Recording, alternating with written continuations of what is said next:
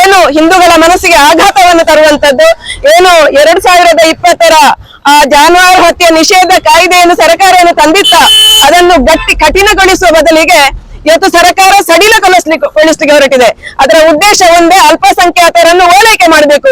ಏನು ಅಲ್ಪಸಂಖ್ಯಾತರು ಅಥವಾ ಗೋ ಹತ್ಯೆಯನ್ನು ಮಾಡುವವರು ಸಿಕ್ಕಿಬಿದ್ದಂತಹ ವಾಹನಗಳನ್ನ ಗೋ ಸಾಗಾಟ ಮಾಡಿದಂತಹ ಹತ್ಯೆಗೆ ಸಾಗಾಟ ಮಾಡಿದಂತಹ ವಾಹನಗಳನ್ನು ಯಾವುದೇ ರೀತಿಯ ಜಾಮೀನು ಕಠಿಣ ಜಾಮೀನು ಇಲ್ಲದೆ ಅದನ್ನು ಬಿಡುಗಡೆಗೊಳಿಸುವಂತಹ ಕಾನೂನನ್ನು ತಂದ್ರೆ ಏನು ಗೋಹತ್ಯೆಗಾಗಿ ಹೋರಾಟ ನಡೀತದ, ಏನು ಗೋಹತ್ಯೆಗಾಗಿ ಇವತ್ತು ಜನ ರಸ್ತೆಗೆ ಇಳಿದು ಹೋರಾಟ ಮಾಡ್ತಾ ಇದ್ದಾರೆ, ಅವರ ಮನಸ್ಸಿಗೆ ಬೇಜಾರಾಗುವಂತ ವಿಷಯ ಅವರಿಗೆ ಅದನ್ನು ತಂದ್ರೆ ಇನ್ನಷ್ಟು ಗೋಹತ್ಯೆ ಆಗುವುದರಲ್ಲಿ ಯಾವುದೇ ಸಂಶಯ ಇಲ್ಲ.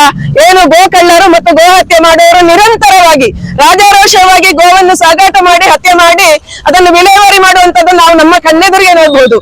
ಇವತ್ತು ಏನು ದಕ್ಷಿಣ ಕನ್ನಡ ಜಿಲ್ಲೆಯ ಪೊಲೀಸ್ ಇಲಾಖೆ ಏನಾಗಿರ್ಬೋದು, SP ಆಗಿರ್ಬೋದು, ಎಲ್ಲ ಪೊಲೀಸ್ ಇಲಾಖೆ ಎಲ್ಲರೂ ಕೂಡ ಇವತ್ತು ಗೋ ಹತ್ಯೆಯ ಬಗ್ಗೆ ಕಠಿಣ ಕಾನೂನು ಜಾರಿಗೊಳ್ಬೇಕು, ಅವರ ಬಗ್ಗೆ ಕ್ರಮ ತಗೊಳ್ಬೇಕು ಅಂತ ಹೇಳುವಂತ ಆ ಕಾನೂನನ್ನು ಸಂರಕ್ಷಣೆ ಮಾಡ್ಬೇಕು ಅಂತ ಅವರ ಕೆಲಸವನ್ನು ಅವರು ಮಾಡ್ತಾ ಇದ್ರೆ, ಇವತ್ತು ಭ್ರಷ್ಟ ಸಿದ್ದರಾಮಯ್ಯ ಸರ್ಕಾರ ಯಾವುದೇ ರೀತಿಯ ರಾಜ್ಯದಲ್ಲಿ ಯಾವುದೇ ರೀತಿಯ ಅಭಿವೃದ್ಧಿಯ ಕೆಲಸವನ್ನು ಮಾಡದೆ ಇವತ್ತು ಏಕಮುಖವಾಗಿ ಕೇವಲ ಆ ಗೋಹತ್ಯೆ ಗೋಕಳ್ಳರನ್ನು ರಕ್ಷಣೆ ಮಾಡ್ಲಿಕ್ಕೆ ಬೇಕಾಗಿ ಅಲ್ಪಸಂಖ್ಯಾತರ ತುಷ್ಟೀಕರಣ ಮಾಡ್ತಾ ಇವತ್ತು ಯಾವ ರೀತಿಯಲ್ಲಿ ಹೋಗಿದ್ದಾರೆ ಅಂತ ಹೇಳಿದ್ರೆ, ನಾನು ಸಿದ್ದರಾಮಯ್ಯರಿಗೆ ಒಂದು ಪ್ರಶ್ನೆಯನ್ನು ಕೇಳಲಿಕ್ಕೆ ಇಷ್ಟಪಡ್ತಾ ಇದ್ದೇನೆ. ಆ ಸಿದ್ದರಾಮಯ್ಯ ಆಗಿರ್ಬೋದು, ಉಪಮುಖ್ಯಮಂತ್ರಿ DK ಶಿವಕುಮಾರ್ ಆಗಿರ್ಬೋದು, ಅಥವಾ ಅವರ ಸಂಪುಟದ ಎಲ್ಲರೂ ಆಗಿರ್ಬೋದು, ಅವರು ಯಾವುದ್ರ ಹಾಲು ಕುಡಿತಾರೆ? ಅವರು ಗೋವಿನ ಹಾಲು ಕುಡಿತಾರಾ ಅಥವಾ ಬೇರೆ ಯಾವುದೇ ಪ್ರಾಣಿಯ ಹಾಲು ಕುಡಿತಾರ? ಅಂದ್ರೆ ಅವರಿಗೆ ಭ್ರಮಣೆ ಆಗಿದೆ ಅಂತ ಹೇಳುವಂತದ್ದು ಅದು ಸ್ಪಷ್ಟ. ಆ ಭ್ರಮಿತ ಸರ್ಕಾರ ಇವತ್ತು ಏನಾಗಿದೆ ಅಂತ ಹೇಳಿದ್ರೆ, ಯಾವ್ದಾದ್ರು ಕಾನೂನು ತರುವ ಅಲ್ಪಸಂಖ್ಯಾತರನ್ನು ಒಂದು ಖುಷಿ ಪಡಿಸುವ ಅಂತ ಹೇಳುವ ಏಕ ಉದ್ದೇಶ ಅಲ್ಲದೆ ಬೇರೆ ಏನಿಲ್ಲ. ಗಾಂಧೀಜಿಯವರು ಗೋಹತ್ಯದ ವಿರುದ್ಧ ಹೋರಾಟ ಮಾಡಿದ್ರು. ಇವತ್ತು ಮೊನ್ನೆ ಏನು ಗುಜರಾತಿನ ಸರ್ಕಾರ, ಗುಜರಾತಿನ ಕೋರ್ಟ್ ಇವತ್ತು ಅಲ್ಲಿ 3 ಜನ ಗೋ ಕಳ್ಳರಿಗೆ ಅವರಿಗೆ ಜೀವಾವಧಿ ಶಿಕ್ಷೆ ವಿಧಿಸಿದೆ. ಮಾತ್ರ ಅಲ್ಲ, ಪ್ರತಿಯೊಬ್ಬರು 6 ಲಕ್ಷದಷ್ಟು ದಂಡವನ್ನು ಪಾವತಿಸುವಂತಹ ಒಂದು ಕಾನೂನನ್ನು, ಆ ತೀರ್ಪನ್ನು ಇಟ್ಟಿದ್ರೆ ಆ ಗುಜರಾತ್ ಸರ್ಕಾರ ಅವರನ್ನು ಏನು ಆ ನಿರ್ಧಾರವನ್ನು, ಕೋರ್ಟಿನ ನಿರ್ಧಾರವನ್ನ ಫೇಸ್ ಮಾಡುವುದನ್ನು ನೋಡಿ ಸಹಿಸಲಾರದೆ ಬಹುಶಃ ಈ ಸಿದ್ದರಾಮಯ್ಯನ ಸಂಪುಟ ಇವತ್ತು ಗೋ ಹತ್ಯೆ ಮಾಡುವವರಿಗೆ ಒಂದು ವಿಶಾಲವಾದ ಒಂದು ಪರ್ಮಿಷನ್ ಕೊಡುವ ರೀತಿಯಲ್ಲಿ, ಉದಾರವಾದತ್ವವನ್ನು ತೋರಿಸುವ ರೀತಿಯಲ್ಲಿ ಅವರನ್ನು ಪೋಷಣೆ ಮಾಡುವ ಕೆಲಸ ಮಾಡ್ತಾ ಇದೆ.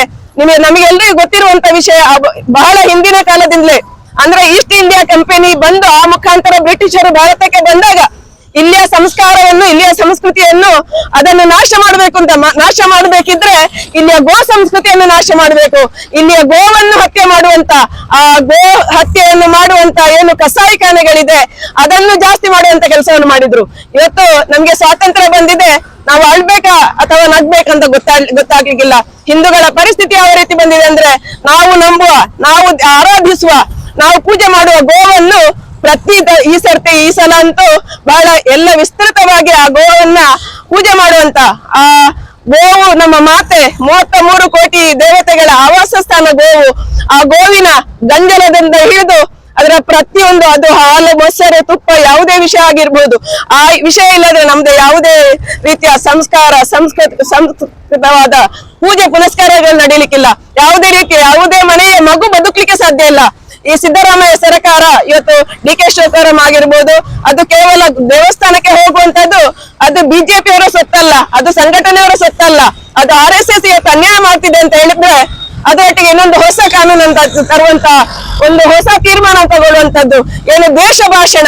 ಬಹುಶಃ ನಾನು ಅವರಿಗೆ ಪ್ರಶ್ನೆ ಕೇಳಲಿಕ್ಕೆ ಇಷ್ಟಪಡ್ತಾ ಇದ್ದೇನೆ, ಇಂಥ ಕಾನೂನುಗಳನ್ನು, ಇಂಥ ನಿರ್ಧಾರಗಳನ್ನು ಅವರ ಸರ್ಕಾರದವರ ಸಂಪುಟ ತಗೊಳ್ತಾ ಇದ್ರೆ ಅವರಿಗೆ ನಾವು ಶಾಬಾಸ್ಗಿರಿ ಹೇಳ್ಬೇಕಾ, ಅಥವಾ ನೀವು ಗೋಹತ್ಯೆಯ ನಿಷೇಧ ಕಾನೂನನ್ನು ಸಡಿಲಗೊಳಿಸುವುದು ಸರಿ ಅಂತ ಹೇಳಿ ಅವರಿಗೆ ಸನ್ಮಾನ ಮಾಡ್ಬೇಕಾ?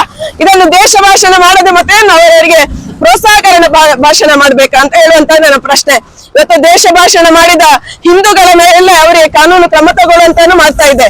ಇವತ್ತು ಅಲ್ಪಸಂಖ್ಯಾತರು ಅಥವಾ ಆ ದುಷ್ಟ ಗೋಮುಖ ವ್ಯಾಘ್ರರು ಇವತ್ತು ರಾಜಾರೋಷವಾಗಿ ಪೇಟೆಯಲ್ಲಿ ಮಲಗಿದ ದನವನ್ನು ಕೊಂಡೋದ್ರು ಅವರಿಗೆ ರಕ್ಷಣೆ ಕೊಡುವಂತ ಕೆಲಸ ಇವತ್ತು ಮಾಡ್ತಾ ಇದೆ. ಇದು ಸರ್ಕಾರ ಅದಕ್ಕೆ ಕಟಿಬದ್ಧವಾಗಿ ನಿಂತಿದೆ. ಆ ರೀತಿಯ ಏನು ಗೋ ಸಂಸ್ಕೃತಿ ಇದ್ದಾಗ ಮಾತ್ರ ಈ ಭಾರತದ ಸಂಸ್ಕೃತಿ ಉಳಿಲಿಕ್ಕೆ ಸಾಧ್ಯ. ಇಲ್ಲಿಯ ಜನಜೀವನ, ನಾವು ಇವತ್ತು ಪ್ರಪಂಚಕ್ಕೆ ಭಾರತ ವಿಶ್ವ ಒಂದೇಲಾಗಿ ಹೋಗುವಂತ ದಿನಗಳಲ್ಲಿ ನಾವು ಗೋ ಸಂಸ್ಕೃತಿಯನ್ನು ನಾಶ ಮಾಡಿದಾಗ ಯಾವ ರೀತಿಯ ಪರಿಣಾಮ ಬೀಳ್ಬಹುದು ಅಂತ ನಾವು ಆಲೋಚನೆ ಮಾಡಬೇಕು. ಸರ್ಕಾರಕ್ಕೆ ಈ ಮುಖಾಂತರ ಸ್ಪಷ್ಟ ಎಚ್ಚರಿಕೆ ಕೊಡ್ಲಿಕ್ಕೆ ಇಷ್ಟಪಡ್ತಾ ಇದ್ದೇವೆ. ಇವತ್ತು ನಾವು ಒಂದು ಸಾಂಕೇತಿಕವಾಗಿ ಪ್ರತಿಭಟನೆ ಮುಖಾಂತರ ಏನು ಆ ಒಂದು ವಿಚಾರವನ್ನ ಜನಗಳ ಮುಂದೆ ಇಟ್ಟಂತ ಸರ್ಕಾರಕ್ಕೆ ನಮ್ಮ ವಿರೋಧವನ್ನು ವ್ಯಕ್ತಪಡಿಸಿದ್ರು ಕೇವಲ ಸಾಂಕೇತಿಕವಾಗಿ. ಆದ್ರೆ ಸರ್ಕಾರ ನೆನಪಿಡ್ಬೇಕು, ಎಲ್ಲಿಯಾದ್ರೂ ಈ ಕಾನೂನನ್ನು ಕಾನೂನಾಗಿ ಪರಿವರ್ತನೆಗೊಂಡು ಅದನ್ನು ನೋಟಿಫಿಕೇಶನ್ ಮಾಡಿದಾಗ ಈ ಜನಗಳು ನಾವೆಲ್ಲೂ ಬೀದಿಗೆ ಬಂದು ಹೋರಾಟ ಮಾಡಿ ಅವರಿಗೆ ಉತ್ತರ ಕೊಡ್ಲಿಕ್ಕೆ ಎಲ್ಲಾ ಜನಗಳು ನಾವೆಲ್ಲರೂ ಸಿದ್ಧರಾಗಿದ್ದೇವೆ. ಸರ್ಕಾರ ಎಚ್ಚರಿಕೆಯಿಂದ ಹೆಜ್ಜೆ ಇಡ್ಲಿ. ಸಿದ್ದರಾಮಯ್ಯ ಸರ್ಕಾರ ಅವರ ಸರ್ಕಾರ ಸಂಪುಟದವರಿಗೆ ಹಾಲು ಕುಡಿಯುವಂತ ಅಭ್ಯಾಸ ಇಲ್ಲ ಕಾಣ್ತದೆ, ಅವರಿಗೆ ಆಲ್ಕೋಹಾಲ್ ಮಾತ್ರ ಇದ್ರೆ ಸಾಕಾಗ್ತದೆ. ಆದ್ರೆ ನಾವು ಬದುಕಲಿಕ್ಕೆ ಹೋಗುವಂತ ಸಮಾಜ ಇವತ್ತು RSS ನಮ್ಮಲ್ಲಿ ನಿಷೇಧ ತರಲಿಕ್ಕೆ ಪ್ರಿಯಾಂಕ್ ಖರ್ಗೆ ಅಂತ ಒಬ್ಬ ಮಂತ್ರಿ ಬೇಡದ ಮಾತನ್ನೆಲ್ಲ ಹೇಳಿದ್ರು. ಆದ್ರೆ ಅವ್ರ ಸ್ಪಷ್ಟ ನೆನಪಿರ್ಲಿ, RSS ಬಗ್ಗೆ ಎಷ್ಟು ನಾವು ನಿಷೇಧದ ಮಾತು ಹೇಳಿದ್ರೋ ಅಷ್ಟು RSS ಮತ್ತೆ ಈ ದೇಶವನ್ನು ಕಟ್ಟುವ ಕೆಲಸಕ್ಕೆ ನನ್ನ ವ್ಯಕ್ತಿ ನಿರ್ಮಾಣ ಮಾಡಿ ಈ ದೇಶದ ಏಳಿಗೆ ಸಹಕರಿಸುವಂತದ್ದು. ಇವತ್ತು ಜಗತ್ತು ಈ ತಿರುಗಿ ನೋಡ್ಬೇಕಿದ್ರೆ, ನಮ್ಮ ಭಾರತಕ್ಕೆ ತಿರುಗಿ ನೋಡ್ಬೇಕಿದ್ರೆ ರಾಷ್ಟ್ರೀಯ ಸ್ವಯಂ ಸೇವಕ ಸಂಘದ ಕಟ್ಟಾಳು ಸನ್ಮಾನ್ಯ ನರೇಂದ್ರ ಮೋದಿ ಅವರ ಆ ಶಕ್ತಿ ಏನು ಅಂತ ಹೇಳುವಂತದ್ದು. ಅಂದ್ರೆ ನಮ್ಮ ವಿಶ್ವಾಸ ಏನು ಅಂತ ಹೇಳಿದ್ರೆ, ಈ ಮಣ್ಣಿನ ಸಂಸ್ಕೃತಿ ಉಳಿಬೇಕು, ಈ ಮಣ್ಣು ನಮ್ಮ ದೇಶ ಉದ್ಧಾರ ಆಗ್ಬೇಕು, ಇಡೀ ಜಗತ್ತಿಗೆ ಬೆಳಕು ಕೊಡ್ಬೇಕು ಅಂತ ಹೇಳಿದ್ರೆ ನಮ್ಮ ಸಂಸ್ಕೃತಿ ಉಳಿಬೇಕು. ಖಂಡಿತ ಮುಂದಿನ ದಿನಗಳಲ್ಲಿ ನಾವು ಎಲ್ಲ ರೀತಿಯ ಹೋರಾಟಕ್ಕೆ ಸಿದ್ಧರು ಅಂತ ಹೇಳುವಂತ ಎಚ್ಚರವನ್ನು ಆ ದುಷ್ಟ ಕಾಂಗ್ರೆಸ್ ಸರ್ಕಾರಕ್ಕೆ, ಗೋಭಕ್ಷಕ ಕಾಂಗ್ರೆಸ್ ಸರ್ಕಾರಕ್ಕೆ ಎಚ್ಚರಿಸ್ತಾ ಈ ಹೋರಾಟಕ್ಕೆ ಅವಕಾಶ ಕೊಟ್ಟ ಆ ಭ್ರಷ್ಟ ಸರ್ಕಾರಕ್ಕೆ ಮತ್ತೊಮ್ಮೆ ಧಿಕ್ಕಾರ ಹೇಳ್ತಾ, ದುಷ್ಟ ಕಾಂಗ್ರೆಸ್ ಸರ್ಕಾರಕ್ಕೆ, ಗೋಭಕ್ಷಕ ಸಿದ್ದರಾಮಯ್ಯ ಸರ್ಕಾರಕ್ಕೆ ಗೋವಿನ ವಿಷಯದಲ್ಲಿ ಜಗಳ ಆಗುವಾಗ ಮಾಡೋದು ಸರಿಯಲ್ಲ. ನಮಗೆ ಮಹಾಭಾರತದಲ್ಲಿ ನೋಡಿದ್ರೆ ದ್ರೋಣನಿಗೆ ಒಂದು ಗೋವಿನ ದೃಪದ ಕೊಡದೇ ಇದ್ದದ್ರಿಂದಲೇ ಮಹಾಭಾರತ ಯುದ್ಧ ಆಯಿತು. ಒಂದು ಗೋವಿನ ಎಷ್ಟು ಮಹತ್ವ ಇದೆ ಭಾರತ ದೇಶದಲ್ಲಿ ಅನ್ನೋದು ಮಹಾಭಾರತದ ಕಥೆಯಲ್ಲೇ ಗೊತ್ತಾಗ್ತದೆ, ಒಂದು ಗೋವಿನ ಮಹತ್ವ. ಹಾಗಿರುವಾಗ ತದನಂತರವೂ ಅಷ್ಟೇ ಗೋವು ಪ್ರತಿಯೊಂದು ಹಂತದಲ್ಲಿಯೂ ಕೂಡ ನಮಗೆ ಪೂಜ್ಯವಾಗಿತ್ತು. ನಮಗೆ ನೋಡಿದ್ರೆ ಎಲ್ಲ ಪ್ರಾಣಿಗಳಿಗೂ ರಕ್ಷಣೆ ಇದೆ. ವನ್ಯ ಪ್ರಾಣಿಗಳಿಗೆ ರಕ್ಷಣೆ ಇದೆ, ಬೀದಿ ನಾಯಿಗೆ ರಕ್ಷಣೆ ಇದೆ. ಬೀದಿ ನಾಯಿಯ ಬಗ್ಗೆ ನಾವು ಸುಪ್ರೀಂ ಕೋರ್ಟ್ ವರೆಗೆ ಹೋಗ್ತಾರೆ, ರಕ್ಷಣೆಯನ್ನು ಒದಗಿಸ್ತಾರೆ. ಆದ್ರೆ ಗೋವಿಗೆ ಒಂದು ರಕ್ಷಣೆ ಕೊಡುವಾಗ ಯಾಕೆ ಯಾರಿಗೂ ಅಷ್ಟೊಂದು ಬೇಸರ ಆಗ್ತದೆ ಅಂತ ಗೊತ್ತಾಗುದಿಲ್ಲ. ಈಗ ಗೋವಿನ ರಕ್ಷಣೆ ಆಗ್ಬೇಕು, ಗೋವಿನಿಂದಾಗಿಯೇ ಸಮಾಜದಲ್ಲಿ ಬ್ರಿಟಿಷರ ಕಾಲದಲ್ಲಿಯೂ ಅಷ್ಟೇ ಈ ಗೋವಿನ ವಿಷಯವನ್ನೇ ಎತ್ತಿಕೊಂಡು ಅವರು ನಮ್ಮ ಸಮಾಜದಲ್ಲಿ ಬಿರುಕು ಹುಟ್ಟಿಸುವಂತೆ ಮಾಡಿದ್ದಾರೆ ನಮ್ಮ ದೇಶದಲ್ಲಿ. ಅದನ್ನ ನಂತರ ನಿಲ್ಬೇಕಾಗಿತ್ತು, ಆದ್ರೆ ಅದು ನಿಲ್ತಾ ಇಲ್ಲ. ಈಗ ಬಸವರಾಜ ಬೊಮ್ಮಾಯಿ ಅವರು ಮುಖ್ಯಮಂತ್ರಿಗಳಾಗಿದ್ದಾಗ ಗೋ ರಕ್ಷಣೆಗಾಗಿ ಒಂದು ಕಾನೂನನ್ನು ತಂದು, ಆ ಕಾನೂನು ಬಂದ ಮೇಲೆ ಒಂದು ನೆಮ್ಮದಿಯ ವಾತಾವರಣ ಸೃಷ್ಟಿಯಾಗಿದೆ.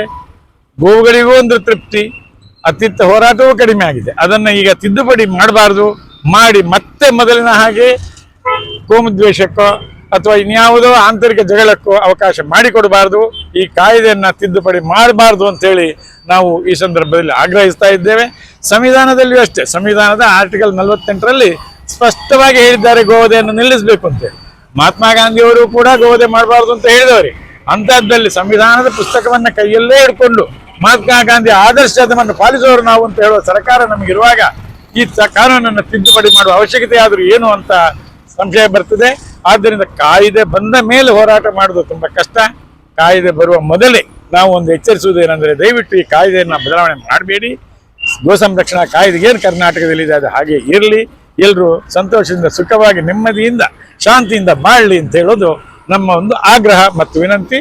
ಇವಾಗ ಅಲ್ಲ, बोलो भारत माता की, बोलो भारत माता की।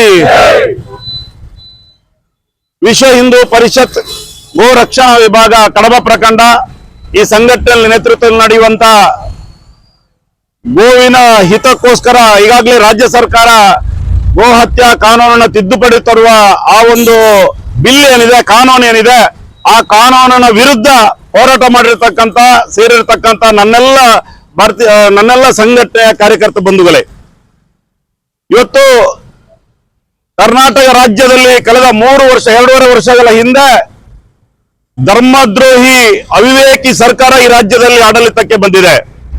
ಕರ್ನಾಟಕ ರಾಜ್ಯದಲ್ಲಿ ಯಾವಾಗ ಕಾಂಗ್ರೆಸ್ ಸರ್ಕಾರ ಆಡಳಿತಕ್ಕೆ ಬಂದಿದೋ ಆ ಎಲ್ಲ ಸಂದರ್ಭಗಳಲ್ಲಿಯೂ ಈ ರಾಜ್ಯದಲ್ಲಿರ್ತಕ್ಕಂಥ ಬಹುಸಂಖ್ಯಾತ ಹಿಂದೂ ಸಮಾಜದ ಮೇಲೆ ಒಂದಷ್ಟು ಆಕ್ರಮಣ ಮಾಡತಕ್ಕಂತ ತುಳಿತ ಮಾಡತಕ್ಕಂತ ಪ್ರಯತ್ನವನ್ನ ಆಗಾಗ ಕಾಂಗ್ರೆಸ್ ಸರ್ಕಾರ ಮಾಡಿದೆ.